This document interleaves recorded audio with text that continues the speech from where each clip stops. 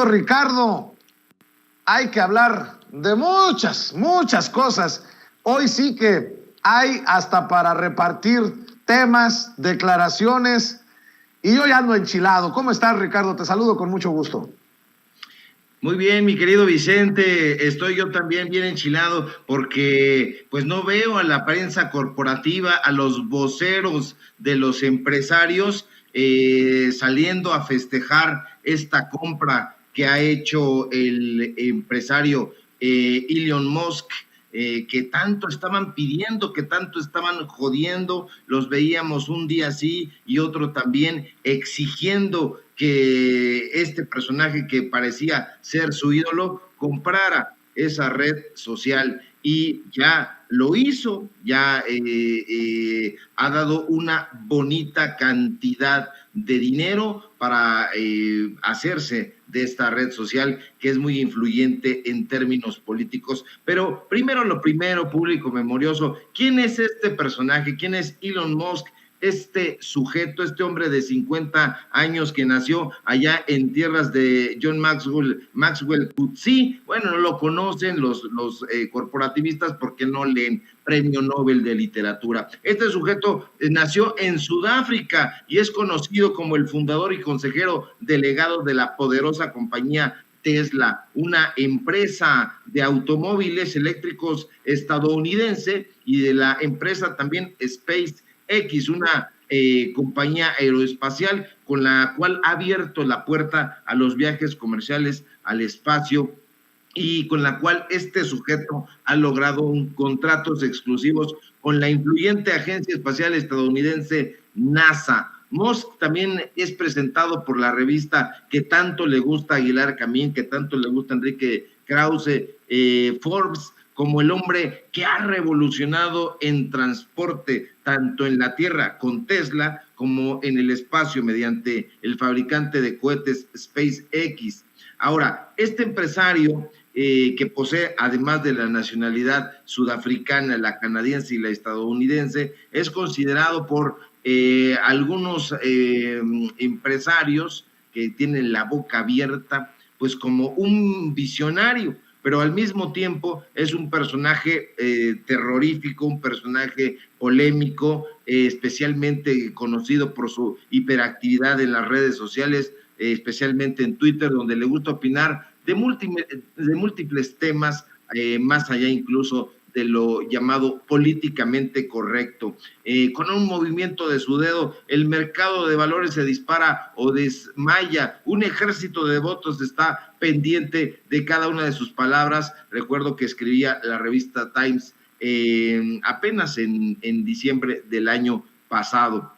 Ahora, Musk no se lleva nada con el presidente de Estados Unidos. Incluso ha llamado a Biden húmeda marioneta de calcetín con forma humana, lo cual yo comparto. En ese sentido, no me cae nada bien este personaje. Y bueno, Musk no tolera a Biden, pero más allá de estas animadversiones, ¿cuál es el interés real que el empresario sudafricano tiene al comprar Twitter? Es obvio, es evidente, para nadie es un secreto que las redes sociales han evolucionado al punto de tener una enorme influencia en la actividad social, económica, cultural y política en todo el planeta, todito el planeta. Quizá algunos pudieran decir, Sevilla, exageras con esta afirmación, pero si nos detenemos unos minutos a mirar el comportamiento de las personas en esta red social, en Twitter, podremos constatar que esto es un hecho incuestionable. Debido a la naturaleza de Twitter, las personas ahí solemos ser muy espontáneas,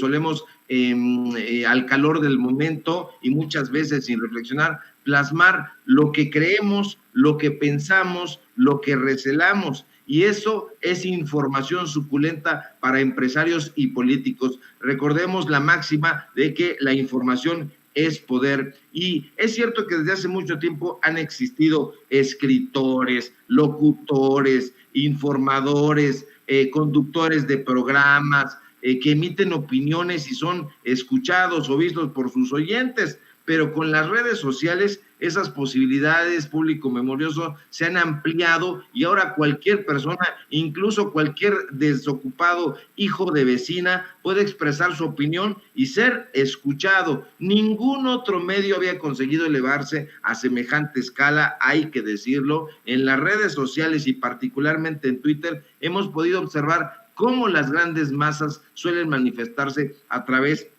de esos medios y logran volverse lo que se denomina virales o trending topic, términos que se han vuelto muy populares en esto que ahora se conoce como la era digital. Ahora, en los últimos años hemos observado cómo las redes sociales se han vuelto protagonistas, desde temas del mundo del espectáculo hasta tópicos de carácter político o social. Aquí lo hemos visto, aquí lo hemos padecido, aquí lo hemos reportado en Sin Censura, todos los excesos que se han cometido en Twitter.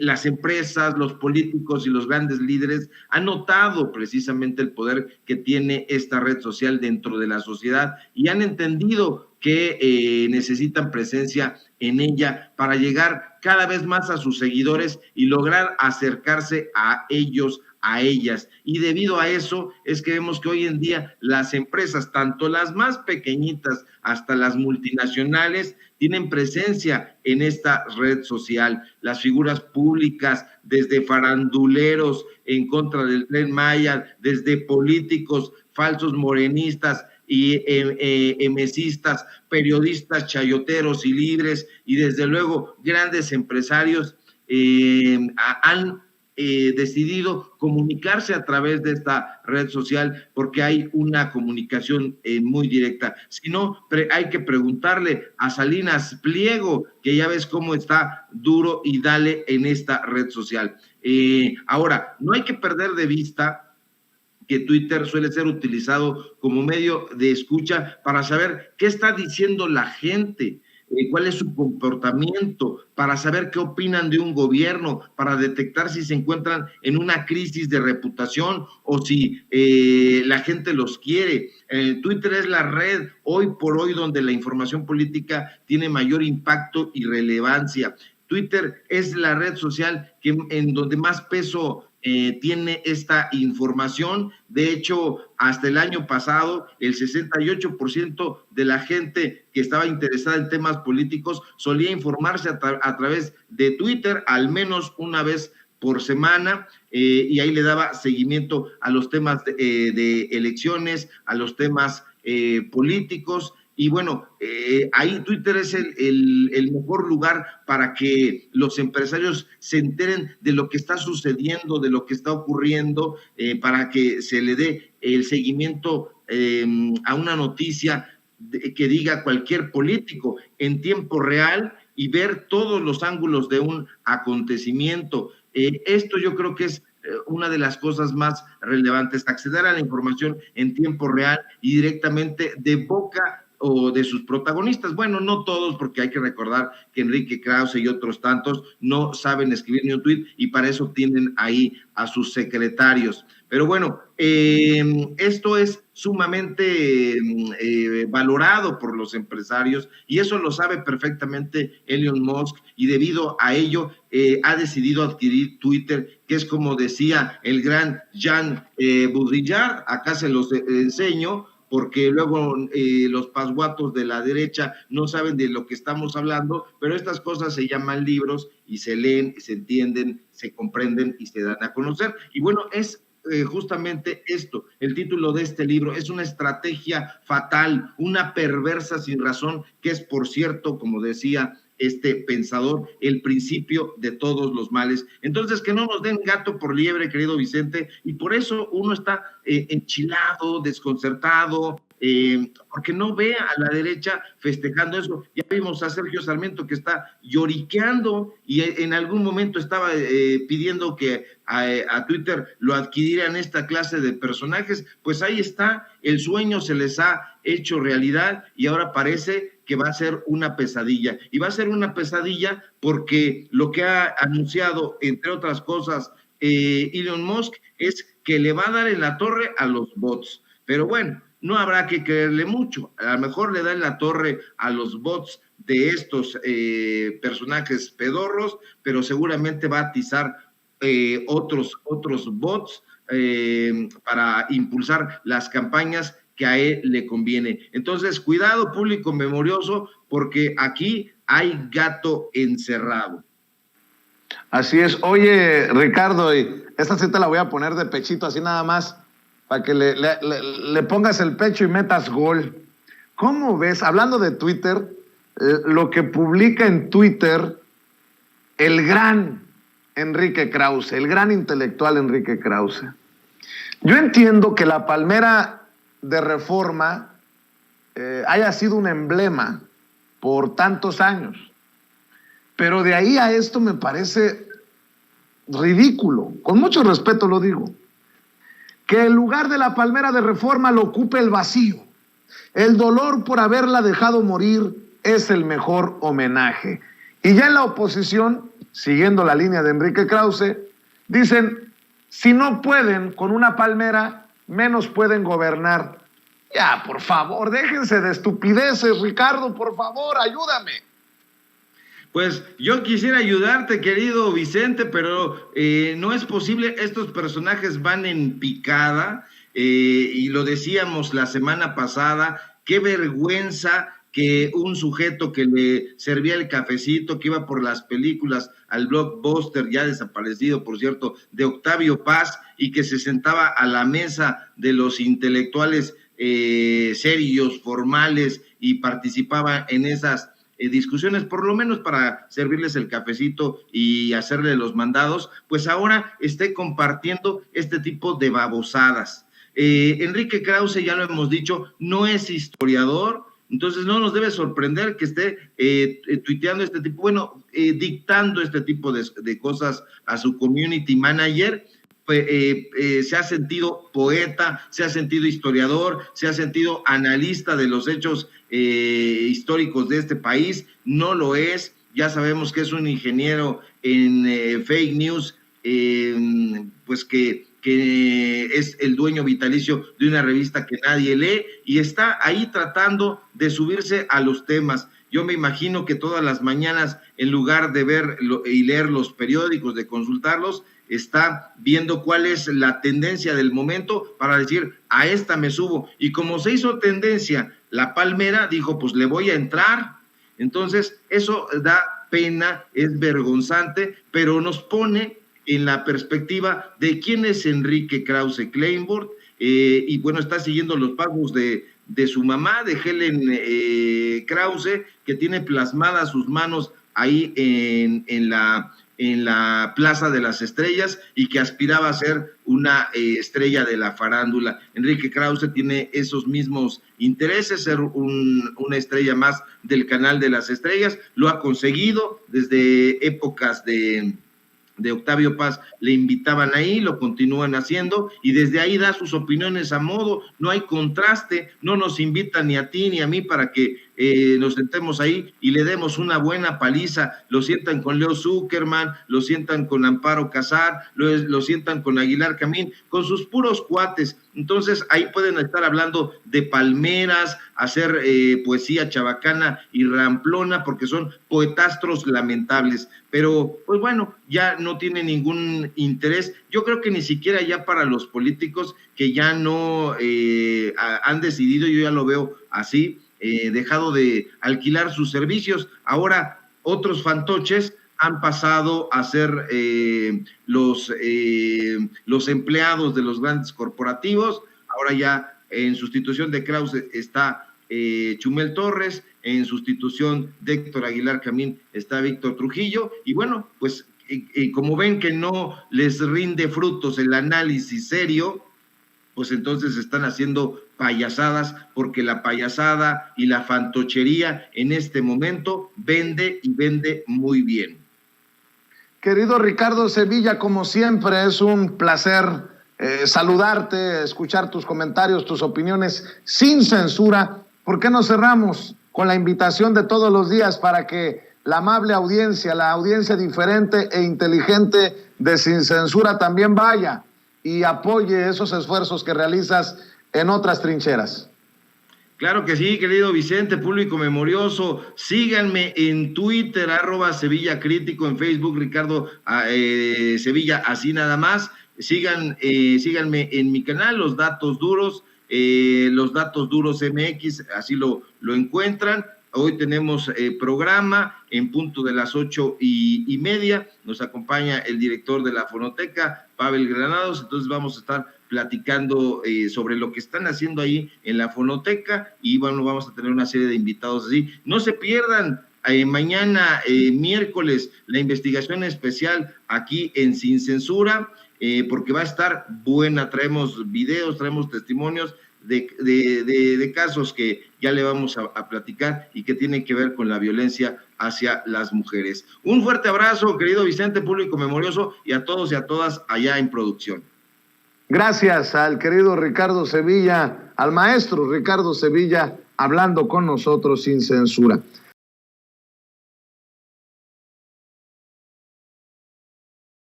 Sin censura, para hablar de temas que son también relevantes, porque por ahí un juez que es claramente anti-AMLO sigue tomando decisiones que son contrarias, creo yo, al interés del mexicano de a pie.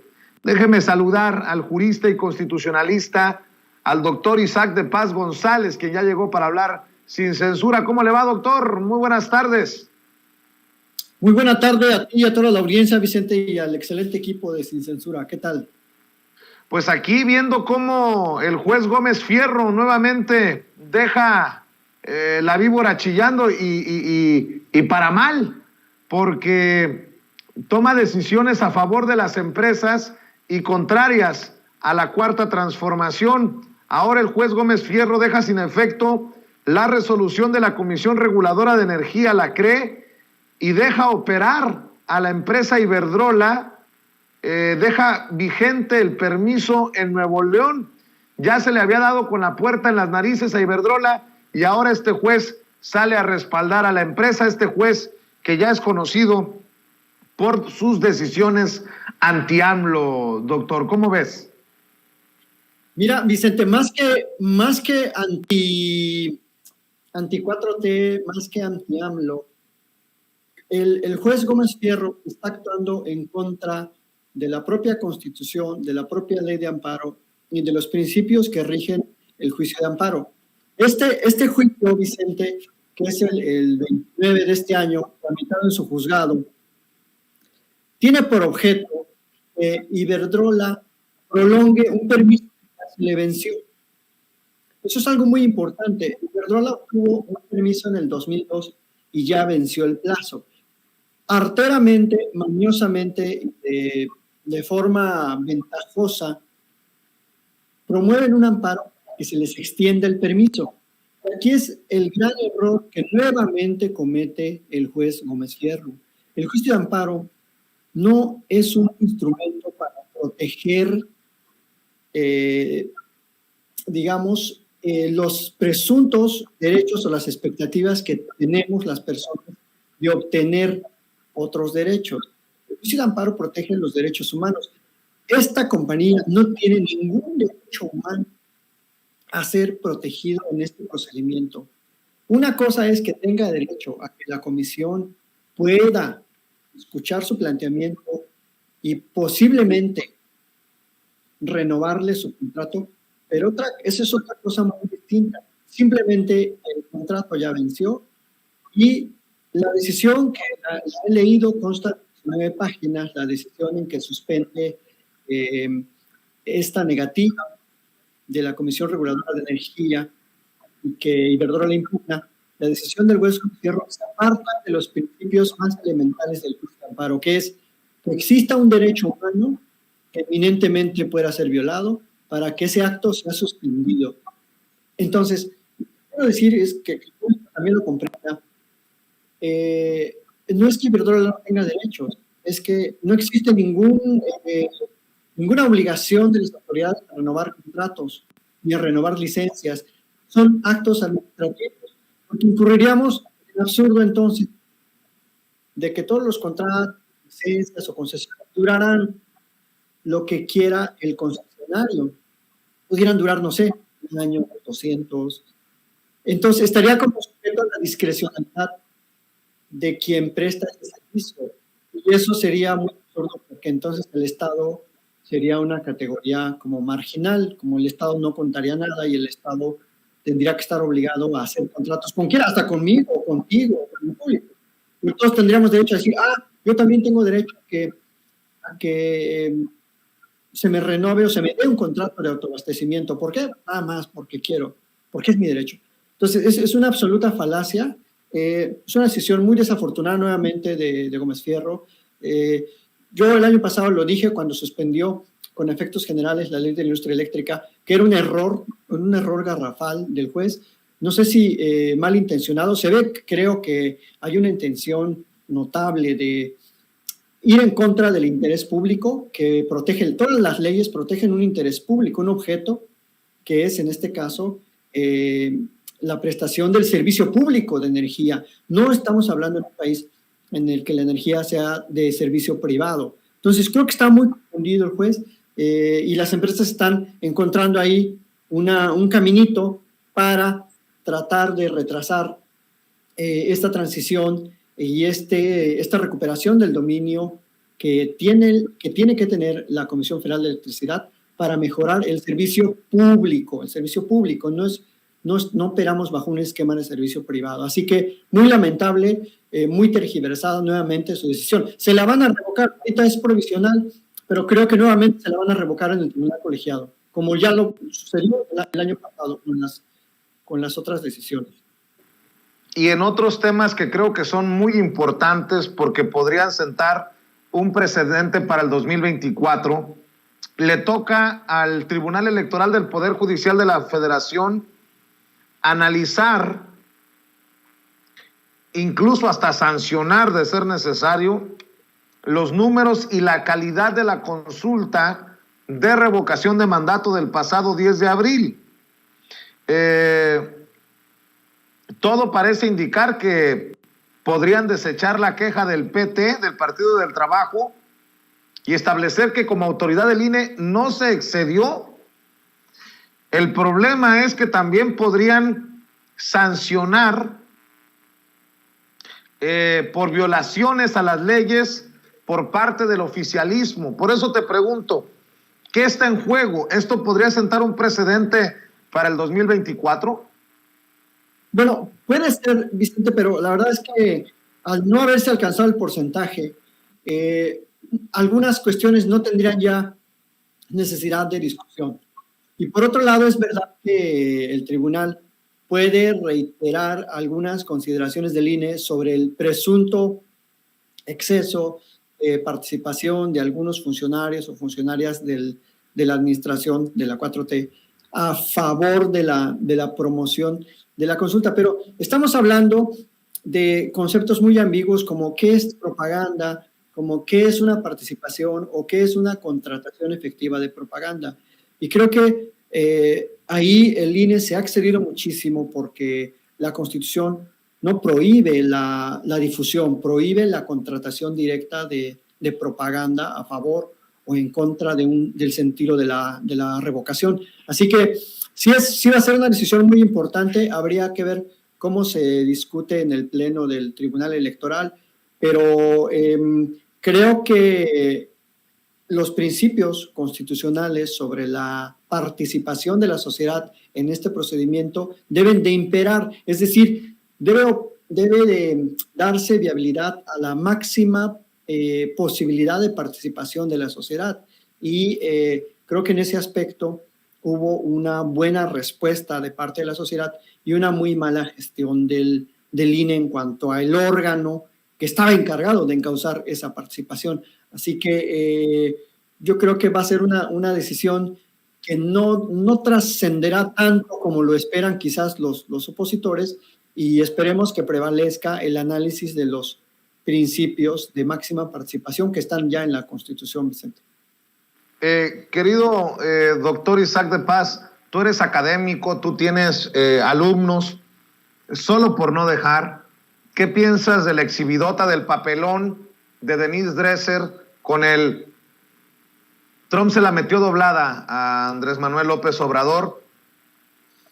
Yo no entiendo a Denise Dresser cómo es que deja que su veneno la controle, porque ¿qué explicación le tendría que dar a sus alumnos, no? Te lo pregunto a ti porque eres académico también, profe.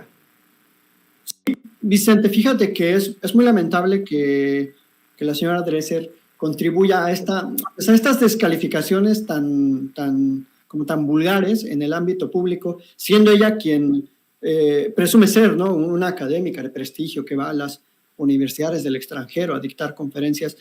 Creo que sí, como miembros de la academia, estamos obligados a seguir ciertos parámetros de conducta pública y tratar de permanecer en ese ámbito de la ética y en cómo nos dirigimos hacia los demás. Podemos ser críticos, quizás hasta sarcásticos, burlones, pero caer así en ese tipo de retweets que solo reflejan, como tú dices, un encono, creo que no contribuye ni a la academia, o sea, como que nos perjudica en el sentido de va a pensar la gente que todos somos así. Pero creo que la señora Dresser hace mucho que yo no le conozco una publicación seria en alguna revista científica de vanguardia, de esas en las que se publica pues muy difícilmente.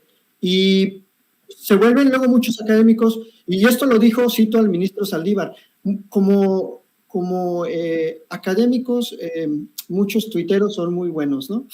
O viceversa, como tuiteros son muy buenos académicos, pero ya como académicos son muy mediocres. Entonces, y eso cierro la cita, lo dijo el señor ministro la semana pasada, creo que lo rebasa ese intento de crear mentiras, de crear un ambiente de crispación, cuando la academia deberíamos contribuir a un debate serio, un debate informado, objetivo, con fundamentos, y pues no caer en eso, porque pues si no, pues nos volvemos como una caricatura. Yo creo que un sector que se ha vuelto de esa manera. Así que pues gracias por la pregunta, y bueno, yo espero que la señora Dresser recapacite y vuelva al sendo camino de la ciencia política, del que se alejó hace ya, creo que un buen rato. Doctor Isaac de Paz González, ¿por qué no compartes con la audiencia de Sin Censura cómo te siguen, en dónde te siguen, en dónde te apoyamos, doctor? En mis redes sociales, en @Isaac de Paz, en Twitter, y en mi canal de YouTube. Y pues muchísimas gracias, Vicente, y saludos a todo el público de Sin Censura, de todo el mundo, porque es un público súper global, y bueno, al público también de Baja California, de México, del Estado de México, mis paisanazos, y pues un saludo a toda la casa. Buena tarde. Me da mucho gusto saludarte, doctor. Te mando un abrazo en donde te encuentres, el doctor Isaac de Paz González, hablando con nosotros Sin Censura esta tarde. Voy a la pausa antes de que se quemen los frijoles, y también voy a cerrar con el buen Toño Ruiz, que desde temprano anda a 1000 por hora.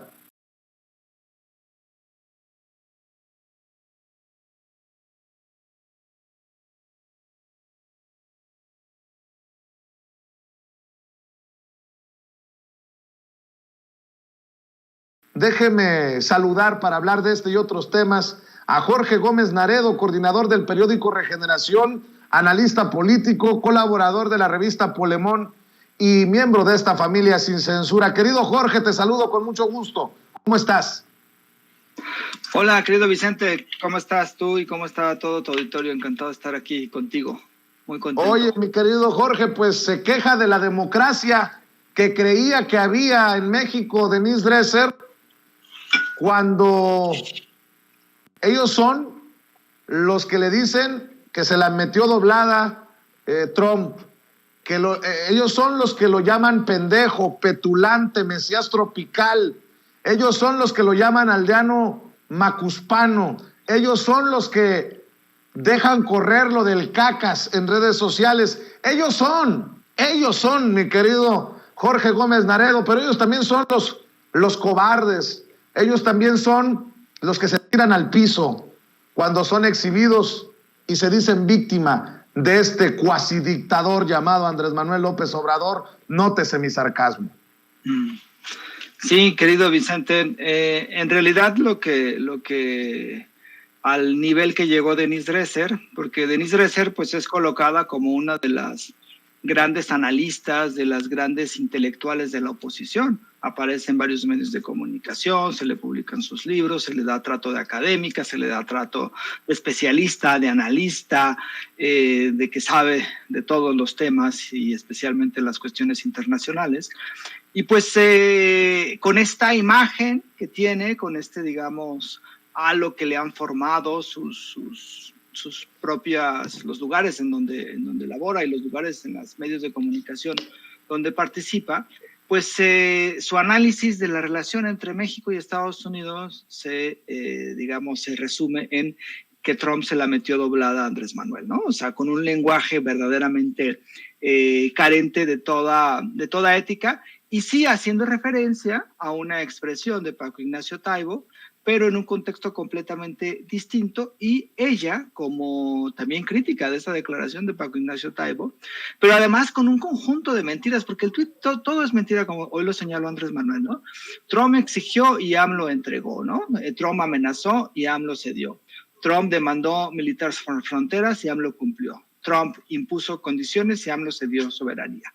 Si uno analiza un poco el discurso de Trump y a la gente a la cual va dirigida estas bases y en este momento preciso, pues sabemos que es una cuestión electoral donde él está tratando de levantar su imagen, tratando de consolidar una posible candidatura a la presidencia en un momento posterior, también donde está tratando las próximas elecciones del partido, apoyando al Partido Republicano. Entonces lo que tenemos que es un discurso dirigido hacia un sector donde sí utiliza esta parte y en contraste con lo que está sucediendo en Estados Unidos. Así siempre ha actuado Trump. Es una persona pendenciera, es una persona que insulta, es una persona que amenaza, es una persona que miente muchísimo, y pues por supuesto que estas declaraciones se deben ver en ese contexto. Ahora, lo que ayer Andrés Manuel respondió a lo de Trump pues fue muy claro. O sea, si ustedes quieren que México y que yo participemos en las elecciones, en los procesos electorales, pues díganos, ¿no? Para pues sí, pedir el voto en contra o a favor de algún candidato. Yo creo que esa respuesta fue una respuesta muy contundente que hizo ayer. Y bueno, pues el análisis que tienen Denise Dresser, que es como la gran intelectual de la oposición, pues es verdaderamente patético, y recurrir a este tipo de insultos que en realidad no abonan a nada al discurso, digamos, a la opinión y al debate que se está realizando. Pero no solamente eso, porque más allá de esto, que fue una exhibida completa que le dio Andrés Manuel hoy a Denise Dresser y que la dejó nuevamente, pues como lo que es, ¿no? Como una persona a la cual le gana el odio y que pues hay muy poca falta de análisis. Es también el artículo, me parece que es muy preocupante, el artículo que ella ayer publica en el diario Reforma. Ella escribe todos los lunes en ese periódico y se pone como yo traidora. Y si tú, bueno, todos sabemos que ellos, la oposición, la Denise Dresser, en fin, todos dicen que Andrés Manuel insulta, incluso en este tuit en contra de, como respuesta a Genaro Villamil, dice que AMLO tiene como el privilegio solamente de insultar a la población, y que de parte de Andrés Manuel y de que los López Obradoristas está este lenguaje violento, este lenguaje de agresión y todo. Pero en este artículo que ella escribe, se victimiza, se pone ella como el centro del debate público, después se victimiza, pero además asocia palabras que no tienen ninguna relación con lo que significa ni Andrés Manuel ni el López Obradorismo. Si uno lee, por ejemplo, el artículo, se llama Yo traidora, dice: envíenme al paredón, quémenme en la hoguera, córtenme la cabeza. Confieso que soy traidor a la patria. Nadie de López Obradorista, ni de Morena, ni de las personas que simpatizan con Andrés Manuel está diciendo que van a enviar al paredón a los que votaron en contra de la reforma eléctrica o a los que están en contra del gobierno. Nadie les dice que les van a quemar en la hoguera. En realidad, los que dicen que les van a quemar en la hoguera son sus amigos, ¿no? Como Martín Moreno. Nadie les dice que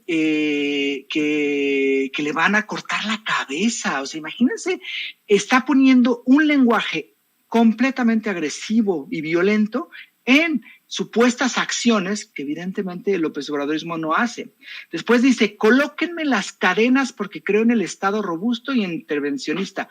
¿Quién está mandando a encarcelar a opositores en este gobierno? Por supuesto que eso es completamente mentira. Después dice ella, enciérrenme tras las rejas porque me preocupa la devastación ambiental. ¿Acaso hay alguna persona que por estar en contra del gobierno de Andrés Manuel esté encarcelado? No hay ninguna persona, y ella está tratando de poner este tipo de elementos de acción violentos como si los realizara el gobierno de Andrés Manuel, ¿no? Apedréenme en la plaza pública. ¿Cuándo se le ha violentado a un opositor en este gobierno? Por supuesto que eso es completamente mentira. Después dice, arránquenme las uñas de los dedos cada vez que intente evidenciar el muro de secretismo creado por la militarización.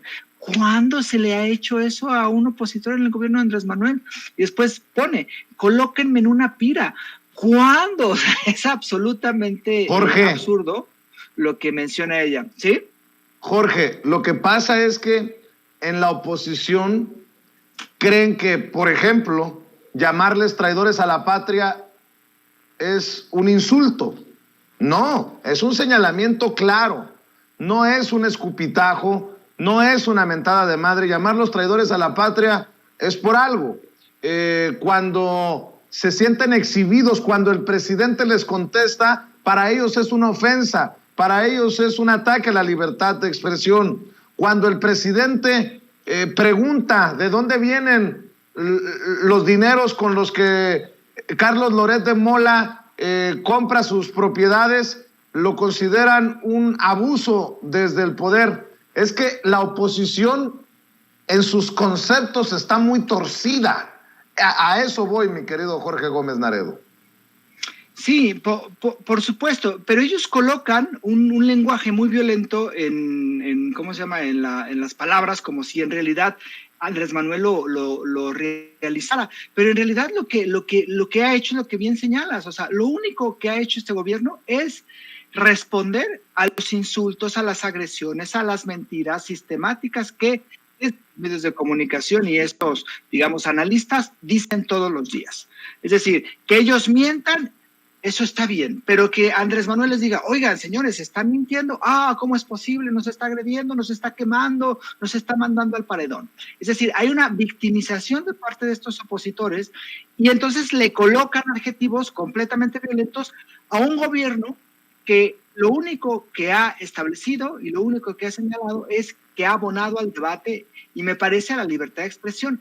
A nadie se le ha coartado la libertad de expresión y a nadie se le ha impedido decir cualquier cosa. Tan es así que, por ejemplo, Martín Moreno pidió que a los morenistas se le quemaran en el Zócalo y nadie le dijo vamos a meterlo a la cárcel, vamos a hacerle una demanda, absolutamente nada.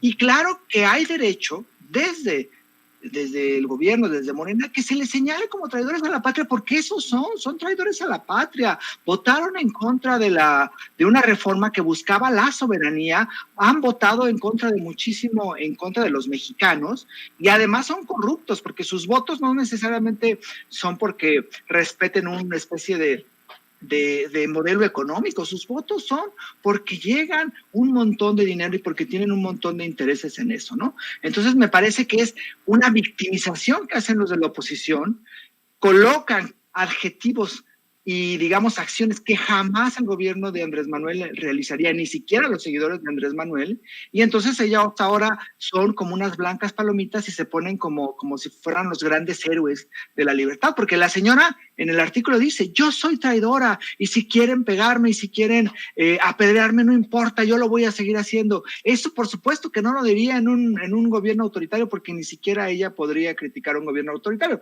aunque creo que en un gobierno autoritario ella estaría del lado de los autoritarios.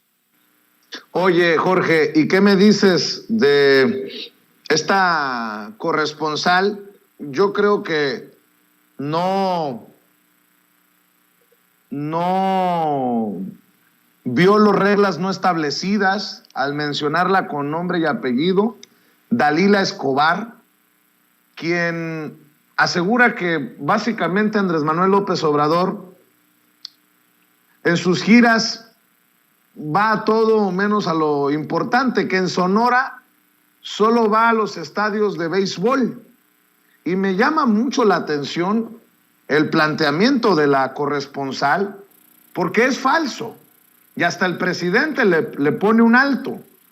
En Sonora el presidente se ha reunido con yaquis, con seris, con las comunidades indígenas, ha venido a muchas cosas que no tienen que ver necesariamente con el béisbol, pero la forma de plantearle las cosas al presidente nos deja claridad de lo que buscan los corresponsales, los colegas. Déjame rescatar esta situación que ocurrió en la mañanera y me das tu opinión, porque es básicamente lo que ocurre en los medios tradicionales cuando hacen sus análisis, cuando hacen sus reportes.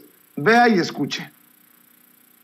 Hay muchos estados, pero también, por ejemplo, en el caso de Sonora, han insistido en poder reunirse con usted. Si bien es cierto que pudieran ser en algunos momentos atendidos por la Secretaría de Gobernación y la Subsecretaría de Derechos Humanos, lo que ellas dicen es, y lo que usted planteaba con otros grupos, temas ambientalistas, demás, del contacto directo, de qué tiene que aprenderle el Estado a estas mujeres que ellas mismas han tenido que salir a buscar a sus hijos y los han encontrado, hijos, hijas, si usted les daría en algún momento audiencia, porque cuando va a Sonora a veces, bueno, pues lo vemos también pues atendiendo asuntos de béisbol, que es un asunto que usted menciona que es atender las causas para los jóvenes, no voy a eso, pero también nada más, o sea, ya ahí sí te pasaste. No, pero o sea, no. No, pero me refiero a que si en algún momento usted le pudiera dar una atención, una audiencia a las madres buscadoras cuando va a Sonora, al menos. Sí, pero voy a Sonora, a los pueblos yaquis, voy a Yécora, ¿sí? Voy a ver a los guarijíos, ¿sí? Voy a ver a los seris, voy a Cananea, o sea, porque no se puede simplificar, ¿no?, a ese extremo que lo estás haciendo, que voy a Sonora al béisbol.